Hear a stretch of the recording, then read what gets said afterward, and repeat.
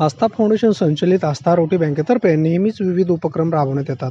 यंदाही गणेशोत्सवानिमित्ताने 21 शाडूच्या गणेश मूर्तीचे वाटप सोलापुरातील अशा संस्थांना दिले जाते जिथे समाजोपयोगी कार्य करून मुलांना, विद्यार्थिनींना वसतिगृहात राहून उच्च शिक्षणाकरिता आलेल्या गरजू वसतिगृह आश्रित, अनाथ आश्रम, वृद्धाश्रम अशा ठिकाणी दिले जातात.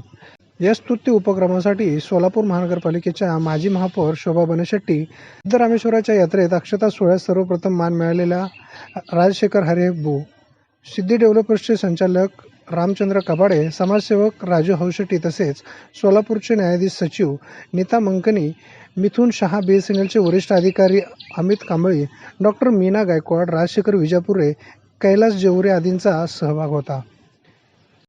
या उपक्रमात सोलापूरच्या 21 सामाजिक संस्थांना गणेश मूर्तीचं वाटप करण्यात आले.